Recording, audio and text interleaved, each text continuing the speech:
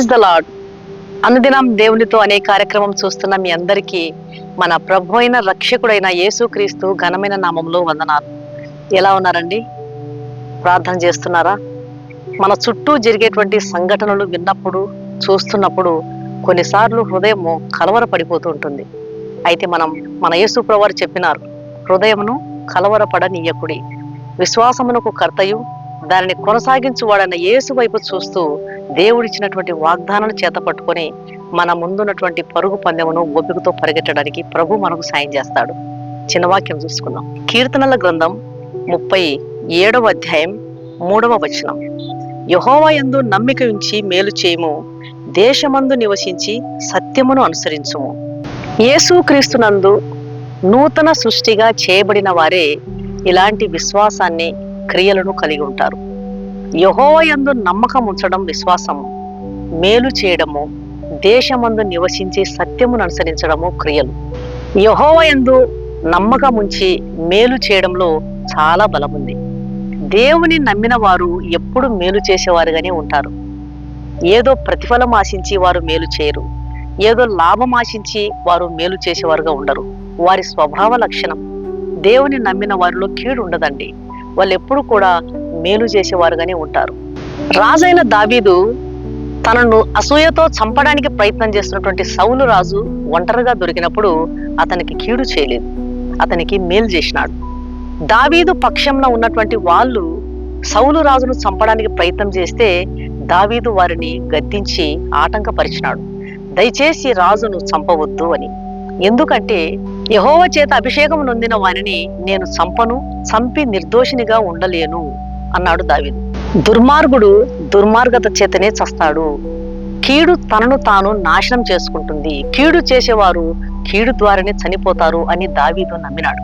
కీడుకు ప్రతి కీడు చేయవద్దు అని దేవుని వాక్యం సెలవిస్తుంది. దుర్మార్గతకు, దుష్టత్వానికి, పగకు, కోపానికి, ప్రతీకారానికి పరలోకంలో చోటు లేదండి. కీడు తనను తాను నాశనం చేసుకుంటుంది. అవన్నీ కూడా ఈ లోకంలో నశించేవే. ఈ విషయాలన్నీ దేవుని బిడ్డలకు, క్రీస్తు రక్తంలో కడుగబడిన వారికి తెలుసు. కాబట్టి కీడు చేసే మనసు క్రైస్తవులలో ఎప్పుడూ ఉండదు. వారు ఎప్పుడు మేలు చేయడానికే ప్రయత్నం చేస్తారు. దేవుని స్వభావ లక్షణాలు ప్రేమించడం, క్షమించడం, మేలు చేయడం, ఇవన్నీ దేవుని స్వభావ లక్షణాలు. దేవుని వెంబడించే వారు కూడా ఈ లక్షణాలే కలిగి ఉంటారు. ఎందుకంటే ఈ లోకంలో నశించిపోయే పగ మాకెందుకు? నిత్యత్వానికి చేరడానికి అడ్డుగా, ఆటంకకరంగా మారి ఈ పగ, ఈ ద్వేషం, ఈ కోపం మాకెందుకు? మేము ఇటువంటివి కలిగి ఉండలేము. ఇవి కలిగి ఉంటే మా రాజు దగ్గరికి, పరలోకపు తండ్రి దగ్గరికి మేము చేరలేము అనే సంగతిని దేవుని ఎరిగిన వారు తెలుసు. కాబట్టి ఇవన్నీ కూడా వదిలేసుకుంటారు. కీడులో నిత్యత్వం లేదు. కీడు చేయగోరు వారు తమ ఆత్మకు తాము నష్టం కలుగు చేసుకుంటారు.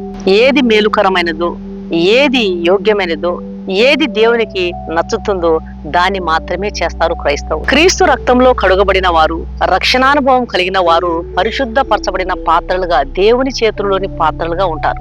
ఈ పాత్రలో నిషిద్ధమైనది ఏది ఉండదు కూడా. ఈ పాత్రలో నుండి జీవజలం, పరిశుద్ధత, సాత్వికం, మంచితనము ఉబికి వస్తూ ఉంటాయి. ఈ పాత్రలో నుండి పొర్లిపారే ఊటలు అనేకుల ఆత్మీయ దాహాన్ని తీరుస్తాయి. నీవు ఒక పరిశుద్ధపరచబడిన పాత్రవైతే నీలో నుండి వచ్చే మంచితనము, నీలో నుండి పొర్లిపారే సాత్వికము, నీలో నుండి పొర్లిపారే జీవజలము, నీలో నుండి పరిశుద్ధమైన పాత్రగా ఉన్నటువంటి నీలో నుండి ఉబికి వచ్చేటువంటి నిత్య జీవమైన మాటలు, ఇవన్నీ కూడా నీ వాళ్ళు, నీ భార్య కావచ్చు, నీ భర్త కావచ్చు, నీ పిల్లలు కావచ్చు, నీ ఇరుగు పొరుగు వారు కావచ్చు, వాళ్ళందరూ కూడా నీలో నుండి ఉబికి వచ్చే ఈ జీవజలాన్ని, ఆత్మీయ దాహాన్ని తీర్చేటువంటి ఈ మంచితనాన్ని వాళ్ళు త్రాగి ఆత్మీయంగా ఎంతో మేలు పొందుతారు. ఈ పరిశుద్ధపరచబడిన పాత్రల నుండి సువాసన గల ధూపము, జీవంతో, శక్తితో ఉన్నటువంటి ప్రార్థన ధూపము దేవుని సన్నిధికి చేరుతుంది. నశించు ఆత్మల కొరకు చేసేటువంటి విజ్ఞాపన ప్రార్థనలు, కన్నీటి ప్రార్థనలు ఈ ధూపంతో మిళితమై దేవుని సన్నిధికి చేరుతుంది. దేవుడు వాటి విషయం ఎంతో ఆనందించువాడే ఉన్నాడు. కాబట్టి దేవుని బిడ్డలారా, దేవుని యందు మనం సంతోషించి మేలు చేసే విషయంలో విసుగకుండా దేవుని యందు నమ్మకం ఉంచి మేలు చేద్దాం. ప్రభువు మన జీవితంలో అట్టి కృప దయచేయునుగాక. ప్రార్థన చేసుకున్నాం. పరిశుద్ధుడైన తండ్రి, ప్రేమగల నాయన, నీకు స్తోత్రములు. దైవిక స్వభావమును ఎలా పెంచుకోవాలో నేర్పుతున్న దేవా, నీకు స్తోత్రములు. మేలు చేసేవాడు దేవుని సంబంధి, కీడు చేసేవాడు దేవుని చూచినవాడు కాడు.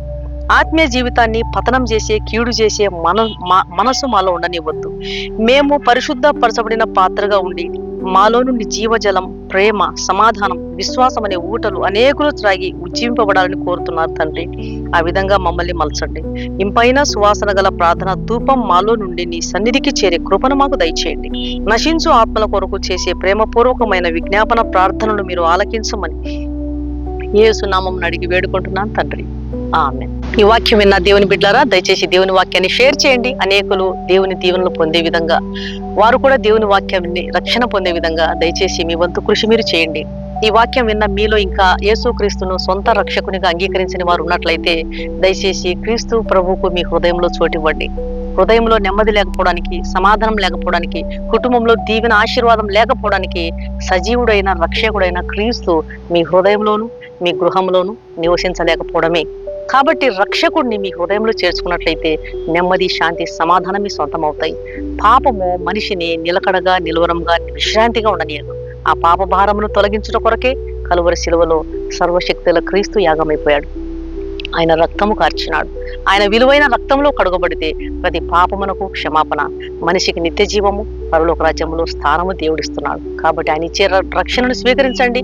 ఆయన ఇచ్చే కృపను, ఆయన ఇచ్చేటువంటి ఆహ్వానాన్ని తృణీకరించవద్దండి.